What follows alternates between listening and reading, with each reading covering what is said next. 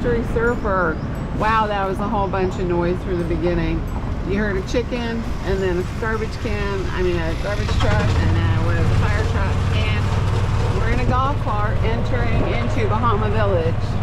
We're gonna go down, oh, it looks like the road's closed up here, but we're gonna go to the Fort Zachery Taylor today. So, you're welcome to come along. I hope you enjoy. I'll see you there. Okay, we're in the fort grounds. I'm gonna turn around. There's Randolph driving. That was the entrance gate. So, the two of us on a golf cart, we paid $7, so $3.50 a person. And we're coming in. This is also a really good beach out here. That's what I recommend, to go to the beach if you're gonna go to the beach in Key West. And we're gonna go right here to park to go to the fort. And I'll keep talking in a bit. Hello everyone, I'm here. So I'm gonna stand here for a minute before we go into the fort. Fort Zachery Taylor was named after the president, Fort Zachery Taylor, and it was begun in 1845, and in 1850, that's when it was named. Throughout its construction, they had lots of problems here in Key West with it, because of yellow fever, shortages of men and material, and hurricanes. So the fort itself took quite a while to finish, 21 years, so it was done during right before the Civil War. And then the start of the Civil War, Captain John Brandon occupied the fortress and placed it in Union hands. The fort was never in the hands of the Confederacy. In fact, it played a big part in stopping the East Coast blockade running efforts, the Gulf East Coast. A lot of people argue that without this fort being in Union hands, the war would have taken a lot longer, the Civil War I'm talking about, to end than it did. I'm going to turn my camera so you can see there's one of the cannons here. In addition to having all of the many armaments, they had cannons here that had 3-mile range, which was a real deterrent to the Confederate Navy. They also have discovered that and the fort was finished in 1866, sorry, that many of the Confederate guns were buried here. I've read that the historic societies and people dug a lot of them up. It is today a National Historic Landmark because of the significant role it played during that war. It was also in another war, the Spanish-American War, and it was eventually turned over to the Navy for a while. The sword service to the nation ended in 1947, and today you can come and visit when you're in Key West. They had, if you can see that I'm standing in front of the historic marker here, it was 140 cannon were here and almost 450 soldiers. So it's a pretty important place. So let's walk up to it. I also read that this is 54 acres. If I'm wrong, please leave me a comment. It's a beautiful spot. Randolph's already gone on, but there's hiking trails and stuff here too, and trails for bike riding. Zachery Taylor here. This is the U.S. president the fort was named for. And believe it or not, as this little marker points out, because there are other little forts, there was a East Martello and West Martello. This was all about keeping the Confederate blockade runners under control. There was this Fort Zachery Taylor, and then those other two here. It's been a while since I've been out here. Gosh, I was trying to remember. I was telling Randall, God, it's been a long time. This is where the blacksmith shop was. So I'll walk up there and we'll go inside the fort.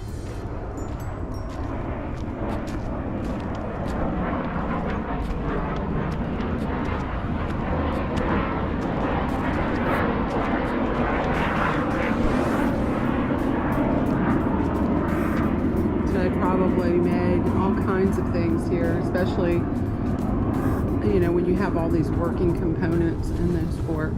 You can see here where the fort was.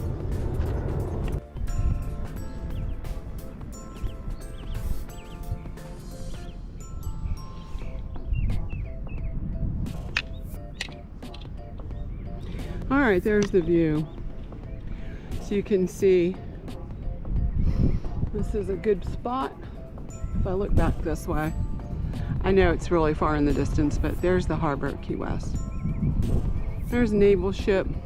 There's a Coast Guard cutter down there. Today it's right next door to the naval base. The NAS is right next door to here. You pass it when you're coming in.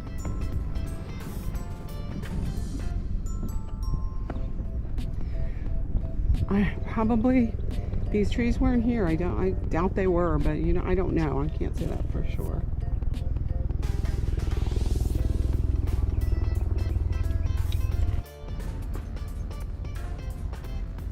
All right, we're looking at one of the first signs. I just wanted to show you the shape of the fort. It was built by Irish brick masons, I should say. And you can see that shape. This is a classic shape for forts. I'm gonna point this out, see this here? This would have made a very good defense shape. And so from the very Middle Ages, they were designing forts like this. This is a trapezoid in here. It was to guard the harbor.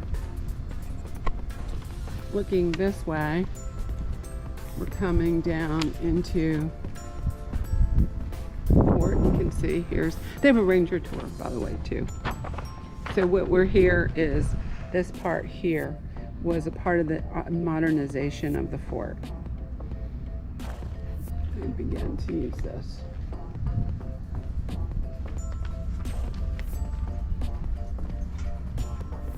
And I'm going to climb the stairs so we can look out. You can see the view they would have had and what was important to them and why this was built.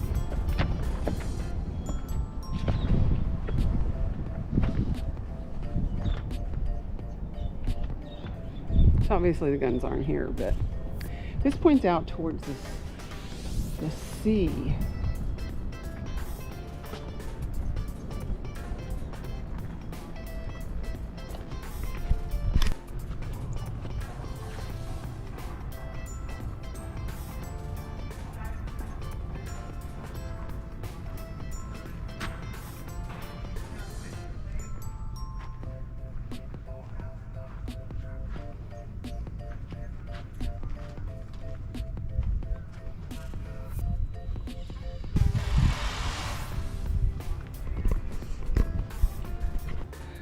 Oh, some sleeping conditions out here.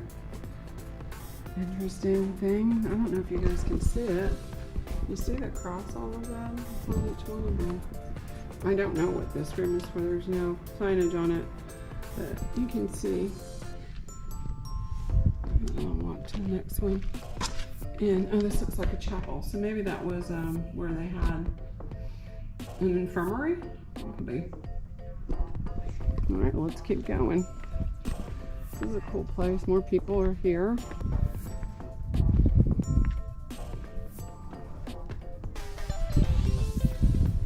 Got a lot of people out here. If you read all this, I was just saying. Listen, if you're interested in all this kind of, I'm a military historian, but they have a lot of information on the types of guns. Let me go back to when I was at before. And shot and everything. So if that's something that you're interested in, this looks like a decent place. This is a jail cell. It's here. This was where what the Sally Port was. This would have been the bridge over to the island would have been here. And I have read that actually Dr. Samuel Mudd was held here for a short period before being taken out to Fort Jefferson.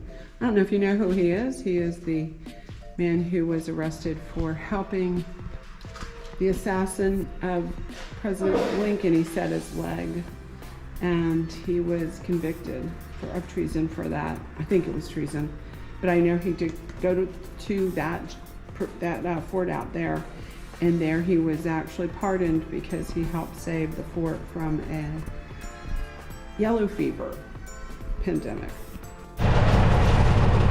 We're heading to the beach here at Fort Zachery Taylor. This is the best beach in Key West. I know I've said it before, but I think it is. It's really nice out here. It's clean. You come out here, there's not a whole bunch of people. And you can see it in front of me. It's really, really spectacular.